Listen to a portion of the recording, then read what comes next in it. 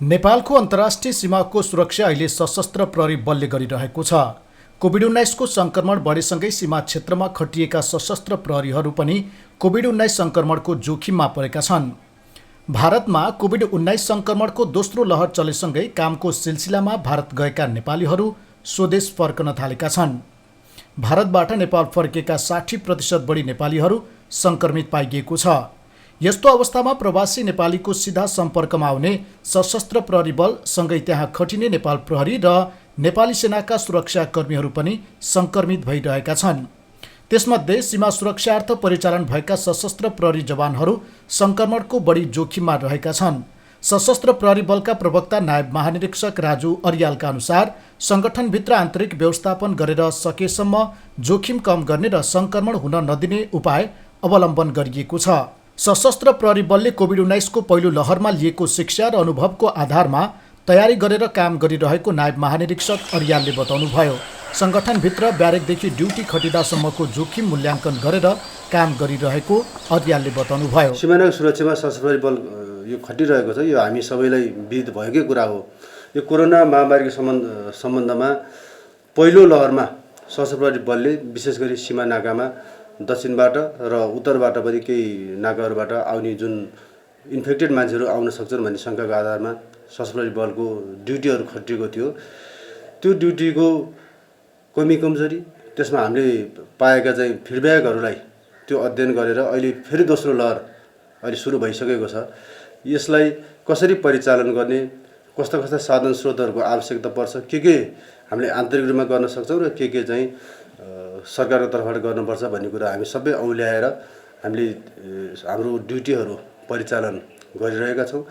त्यसमा दुईवटा मुख्य चुनौती हुन्छ। एउटा हाम्रो आन्तरिक चुनौती भनेको हामी आफै कसरी सुरक्षित रहने भन्ने चुनौती छ भने, अर्को सीमा इलाकामा बसोबास गर्ने र आवत जावत गर्ने दाजुभाइ दिदीबहिनीहरूको सुरक्षा गर्नु, यो दुईवटा चुनौती छ। यसको लागि हामीले दुईवटा छुट्टै खालको योजनाहरू बनाएर सबैतिर परिपत्र पनि गरिसकेका छौँ। अब आन्तरिक खालको चुनौतीहरूलाई सामना गर्नको लागि हामी ब्यारेकमा बस्ने फौज भएको कारणले गर्दाखेरि ब्यारेकमा कसरी बस्ने त, त्यहाँको प्रोटोकल कसरी अपनाउने, अनुशासन कसरी कायम गर्ने, जस्तो छुट्टै ब्यारेकमा बस्ने, जस्तो ड्युटी खटेर आइसकेपछि सरसफाइ गर्ने, कपडाहरू चेन्ज गर्ने, खाना खाने मेसहरू अलिकति छुट्टै बसेर खाने, त्यो खालको प्रकृतिको एउटा आन्तरिक रूपमा एउटा प्रोटोकल हामीले बनाएका छौँ भने, अब बाह्य सिमानामा खटिँदाखेरिको अवस्थामा सीमाबाट आउने नागरिक सम्पूर्णलाई सबभन्दा पहिला सम्बन्धित जिल्ला जनस्वास्थ्य कार्यालय, प्रदेश सरकार, स्थानीय सरकार र अन्य सुरक्षा निकायहरूसँग पनि समन्वय गरेर त्यसको आधारमा चेक जाँच गर्नुपर्ने। अब त्यहाँ चाहिँ एन्टिजेन टेस्ट गर्ने, पिसिआर टेस्ट गर्ने, के टेस्ट गर्ने हो त्यो त्यहाँको जिल्लामा त्यहाँको स्वास्थ्य कार्यालयले उपलब्ध गराइदिएको किटबाट चेक जाँच गर्ने, ज्वरोहरू गर्ने। त्यो हिसाबले हामीले चाहिँ सिमानामा 40वटा हेल्थ डेस्क पनि राखेका छौँ। त्यसको मद्दतले पनि चेक जाँच गर्छौँ र हामीले गर्न सक्ने भनेको जनचेतना यस्तो छ, तपाईँहरू चाहिँ डिस्टेन्स कायम गर्नुहोस्, मास्कको प्रयोग गर्नुहोस्, सेनिटाइजर र साबुनको प्रयोग गर्नुहोस् भन्ने कुराहरू जनचेतना पनि हामीले उहाँहरूलाई भन्छौँ र त्यसपछि सम्बन्धित उहाँहरूको गन्तव्य स्थानमा जानको लागि स्थानीय निकायहरूलाई समन्वय गरिदिन्छौँ। एउटै गाडीमा जानको लागि र उता गएर फेरि क्वारेन्टाइनमा बस्ने, आइसोलेसनमा बस्ने, त्यो हिसाबले जानको लागि चाहिँ हामीले समन्वय गरिरहेको अवस्था अहिले छ। यो सँगसँगै अलिकति विशिष्टीकृत रूपमा मैले सोध्न चाहेँ, यति हुँदाहुँदै सतर्कता अप्नाउँदा पनि हाम्रा सहकर्मीहरू सङ्क्रमित भएका छन्। तिनीहरूको व्यवस्थापन उपचार कसरी गरेका छौँ र सँगै यो पनि बताइदिनुहोस्, अहिले कोलम्बोको एपिएफ अस्पताल पहिला त हाम्रो उसको अस्पताल थियो भने अहिले कोभिड अस्पताल बनेको छ, यसको अवस्था कस्तो छ, दुईटै कुरा बताइदिनुहोस्। अब सुरक्षामा खटिँदै र सुरक्षा सचेतना अप्नाउँदै पनि हाम्रा सशस्त्र प्रहरी राष्ट्रिय सेवकहरू सङ्क्रमित भएको अवस्था छ। अहिले यो दोस्रो लहरमा 66 जना जति हामी सङ्क्रमित भइसकेको अवस्था छ र उहाँहरूको चाहिँ उपचार हस्पिटलमा, हाम्रो एपिएफको यो कोभिड हस्पिटलमा र आइसोलेसनमा, ब्यारेक आइसोलेसन र होम आइसोलेसनमा तिनै तरिकाले उपचारहरू भइरहेको छ। त्यस्तो अवस्था सबैको सामान्य नै छ। यो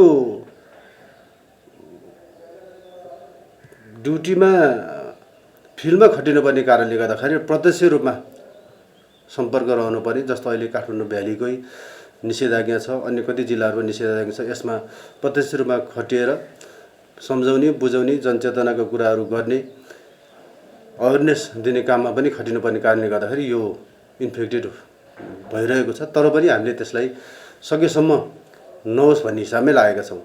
अब एपिएफ हस्पिटल जुन युनिफाइड हस्पिटल भनेर चाहिँ हाम्रो यहाँ बलम्बुमा छ, यो हस्पिटलमा अहिले जति हाम्रो बेडहरू छन्, स्वास्थ्यकर्मीहरूले अब यो भन्नै पर्दाखेरि प्रोटोकल अनुसार 7 दिन खटिएर फेरि 7 दिन आइसोलेसनमा छुट्टै बसेर फेरि खटिने जुन एउटा आलोपालो गर्ने जुन तरिका हामीले पहिलो फेजमा प्र्याक्टिसमा ल्याएका थियौँ, अहिले त्यो पनि सम्भव छैन। अहिले चाहिँ कन्टिन्यू डाक्टरहरू, नर्सहरू र सम्पूर्ण यो मेडिकलमा त्यसमा कार्यरत सशस्त्र प्रहरी कर्मचारीहरूले 24 घण्टा चाहिँ खटेर आफ्नो सेवा दिइराख्नु भएको छ। र बेडको जुन आइसियु, भेन्टिलेटर र बेडको क्षमता भन्दा धेरै बढी चाप बिमारीहरूको परिरहेको छ, यो कोभिड पेसेन्टहरूको परेको छ। अहिले अस्पताल मुख्य कुरा भनेको इक्विपमेन्टहरू, जस्तो भेन्टिलेटर, आइसियु, त्यसको इक्विपमेन्टहरू हुन्छ र जनशक्ति, त्यसमा परिचालन हुने जनशक्ति थप भयो भने त थप जनशक्ति चाहिने नै भयो। अहिलेको अवस्थामा पनि हामीलाई थप जनशक्ति चाहिँ चाहिने अवस्था छ। यसको लागि लेखापढी पनि भइरहेको छ, सायद चाँडै नै यसको समाधान हुन्छ होला। र यही सन्दर्भमा मैले अनुरोध पनि के गर्न चाहेँ भने अहिले सबैभन्दा उत्तम उपाय भनेको हामी कोभिड लाग्न नदिनु नै उपाय हो। किनभने अहिले यो एपिएफ हस्पिटल मात्रै नभएर अन्त पनि अरू अस्पतालहरूमा पनि यस्तो प्याक छ भन्ने कुराहरू आइरहेको छ। यो बजिसकेपछि सुरक्षित हुन्छ। र केही गरी लाग्यो भने पनि आफूले स्वास्थ्यकर्मीहरूलाई सम्पर्क गरेर उहाँहरूसँग सरसल्लाह लिएर होम आइसोलेसनमै हामीले बसेर आफ्नो इक्विपमेन्टहरू हुन्छ, जस्तो अक्सिजन नाप्ने, हामीले केही कुराहरू हामी सिकाएको छ, त्यो इक्विपमेन्ट आफूले राखेर होम आइसोलेसनमा बस्ने र त्यसपछि पनि भएन भने अस्पताल जानुपर्ने अवस्था आउँछ। यसको लागि पनि म सम्पूर्ण दाजुभाइ दिदीबहिनीहरूलाई यो अनुरोध गर्न चाहन्छु। यो महामारी हो, महामारीमा यसले कुनै पनि हाम्रो पेसा, धर्म, जात जाति केही भन्दैन। यसको लागि एउटै उपाय भनेको हामी सुरक्षित रहने, सचेत रहने र एउटाले जानेको कुरा अरूलाई सिकाउने, सेयर गर्ने, यही नै हो। र अस्पतालमा आउने बिरामीहरूको ट्रेन पहिलाको भन्दा चाहिँ अहिले निकै बढेको छ।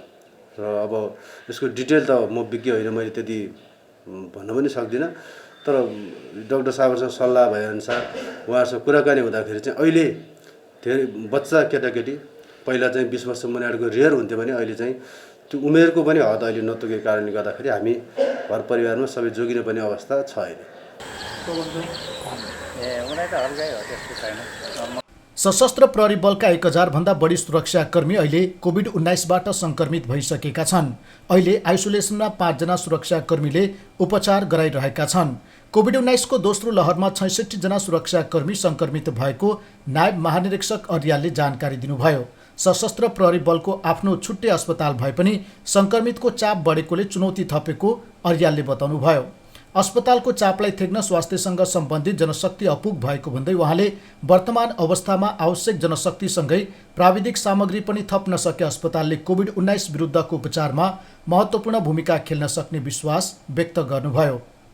नेपाली सेना, नेपाल प्रहरी र सशस्त्र प्रहरी बलका गरी अहिलेसम्म 40,000 बढी सुरक्षाकर्मीहरू कोरोना सङ्क्रमित भइसकेका छन्। कोभिड-19 का कारण 10 जना सुरक्षाकर्मीले ज्यान गुमाएका छन्। सामूहिक रूपमा ब्यारेकमा बस्ने भएकाले 1 जना सुरक्षाकर्मी मात्रै सङ्क्रमित भए सङ्क्रमित सम्बद्ध पुरै युनिट जोखिममा पर्ने खतरा छ। त्यसैले पनि सरकारले अग्रपङ्क्तिमा खटिने सबै सुरक्षाकर्मीका लागि स्वास्थ्य सतर्कता मापदण्ड व्यवहारमा कार्यान्वयन गर्दै सुरक्षाका लागि आवश्यक स्रोत र साधन पर्याप्त मात्रामा उपलब्ध गराउन आवश्यक देखिन्छ। गतिमा बढिरहेको छ, यसमा चाहिँ आफू पनि बस्ने हो, अरूलाई पनि बचाउने हो।